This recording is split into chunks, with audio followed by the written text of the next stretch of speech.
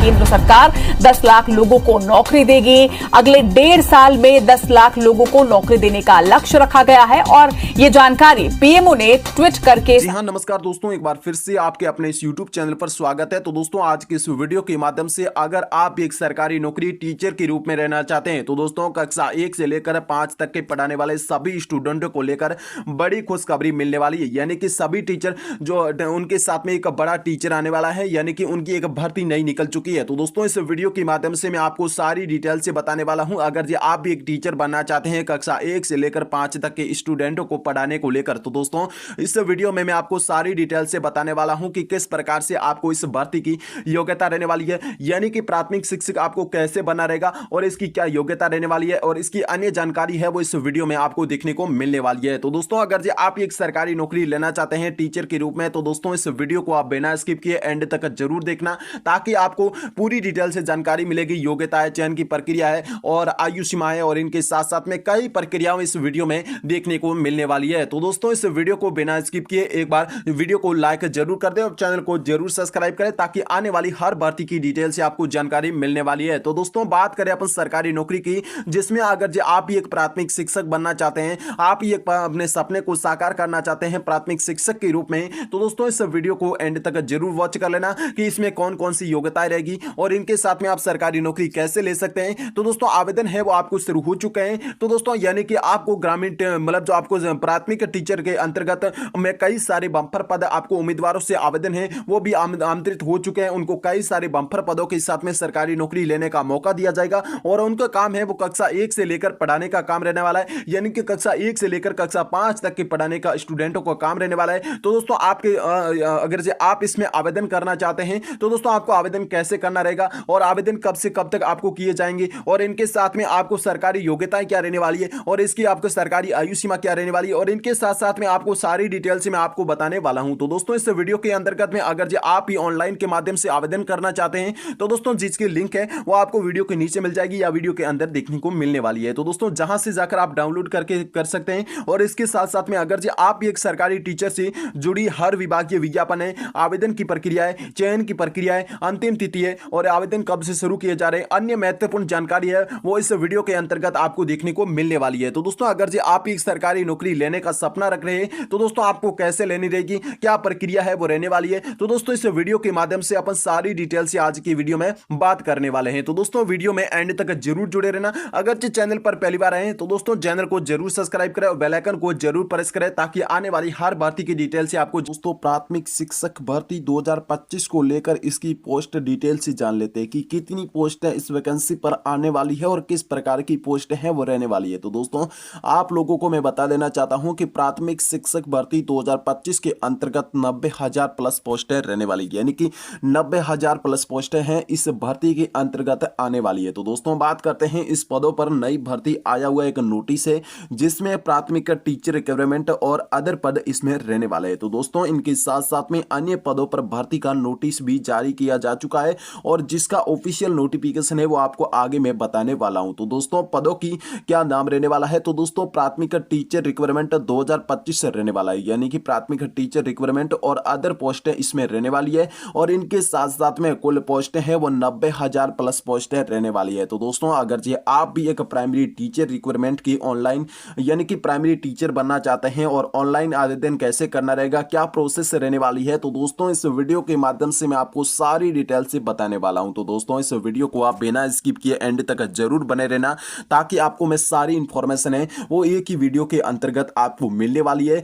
तो दोस्तों, अगर जो आप भी प्राथमिक शिक्षक भर्ती के ऑनलाइन के माध्यम से आवेदन करना चाहते हैं तो दोस्तों आपके पास में जो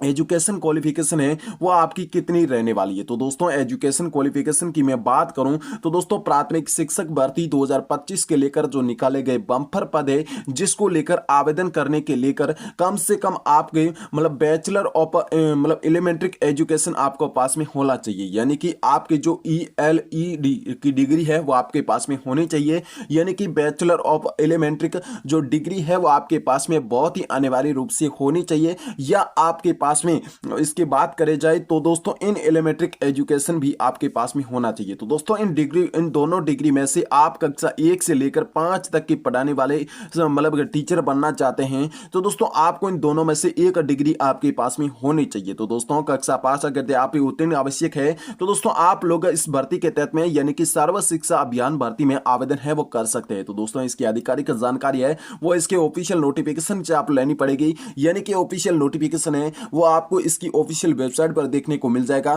तो दोस्तों ऑफिशियल वेबसाइट है वो आपको सर्व शिक्षा अभियान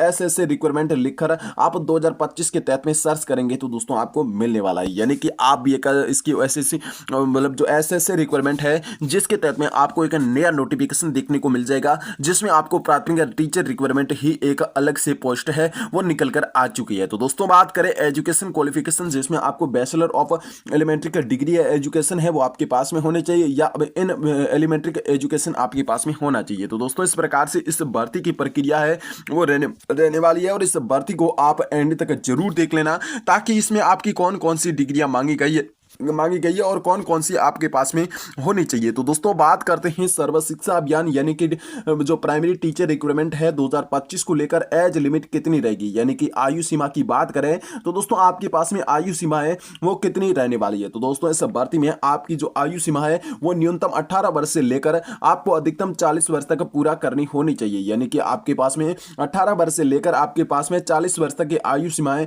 वो होनी चाहिए। तो दोस्तों आप लोग बहुत ही आसानी तरीके से ऑनलाइन के माध्यम से आवेदन कर सकते हैं और इसकी आधिकारिक वेबसाइट और इसके ऑफिशियल नोटिफिकेशन को एक बार आप जरूर पढ़ लेना है ताकि आपको किसी भी प्रकार का कोई भी कंफ्यूजन है वो नहीं रहने वाला है। तो दोस्तों अगर जो आप भी प्राइमरी टीचर रिक्वायरमेंट के तहत में ऑनलाइन के माध्यम से आवेदन करना चाहते हैं यानी कि आप एक सरकारी नौकरी लेना चाहते हैं तो दोस्तों आप प्राइमरी टीचर रिक्वायरमेंट की भर्ती में ऑनलाइन के माध्यम से आवेदन है बहुत ही आसानी तरीके से आप कर सकते हैं। तो दोस्तों बात करते हैं इसकी मिनिमम एज कितनी रहने वाली है। तो दोस्तों 18 वर्ष तक इसमें मिनिमम एज है वो रहने वाली है। अगर जो आप मैक्सिमम एज की बात करी जाए तो दोस्तों 40 वर्ष तक रहने वाली, यानी कि आपको इसके नियम कानून कायदे के तहत में छूट भी मिलने वाली है, लेकिन आपको 18 वर्ष से लेकर 40 वर्ष तक रहने वाली है जो है ओबीसी और सामान्य कैटेगरी को लेकर, या इसकी बात करें एससी एसटी कैटेगरी को लेकर तो दोस्तों इसमें आपको जो आरक्षित श्रेणी से कैटेगरी निवास करती है उनको लेकर तो दोस्तों गवर्नमेंट सरकार के नियम कानून कायदे के तहत में उनको भी छूट भी मिलने वाली है एज लिमिट के तौर पर। तो दोस्तों बात करें सरकारी विभाग की तरफ से जिसके तरफ से इसमें कौन कौन सी अप्लाई कर सकता है, यानी कि प्राइमरी टीचर रिक्वायरमेंट 2025 में जो रिक्वायरमेंट निकली है जिसके तहत में कौन कौन सी विद्यार्थी इसमें अप्लाई कर सकता है। तो दोस्तों सर्व शिक्षा अभियान भर्ती रिक्वायरमेंट 2025 के तहत में हाउ कैन अप्लाई, यानी कौन कौन इस भर्ती के तहत में ऑनलाइन के माध्यम से आवेदन करना चाहते हैं वो किस प्रकार से आवेदन कर सकते हैं, उनको लेकर कौन कौन सी कंडीशन आपके पास में होनी चाहिए। तो दोस्तों ऑल इंडिया कैंडिडेट यानी कि आप भारत के मूल नागरिक हैं और किसी भी कोने से आप निवास कर रहे हैं या किसी भी राज्य से निवास कर रहे हैं तो दोस्तों उस राज्य का कमेंट बॉक्स में नाम जरूर बताइए और सभी राज्यों को लेकर ये वैकेंसी है वो रहने वाली है, यानी कि अगर जो आप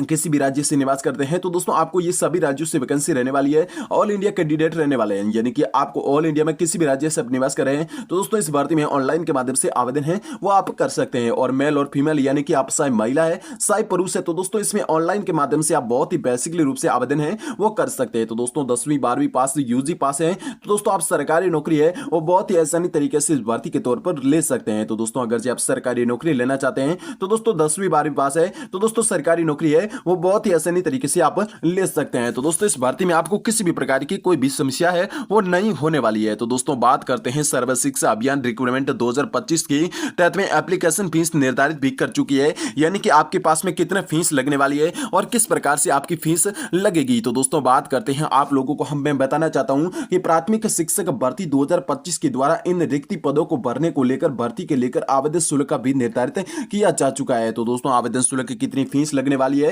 और कितनी फीस है वो आपकी लगेगी। तो दोस्तों प्राथमिक शिक्षक भर्ती 2025 के तहत में इन पदों को भरने को लेकर इस भर्ती का आवेदन शुल्क है वो भी निर्धारित हो चुका है। तो दोस्तों बात करते हैं जो कि जनरल कैटेगरी और ओबीसी कैटेगरी को लेकर मैं बात करूं तो दोस्तों 100 रुपए तक का आवेदन शुल्क है वो इस भर्ती के तहत में आपको लगाया जाएगा। तो दोस्तों अगर जो आप एससी एसटी पीएच कैटेगरी से आप निवास करते हैं तो दोस्तों आप सरकारी नौकरी लेने के लेकर जीरो बैलेंस के साथ में, यानी कि आप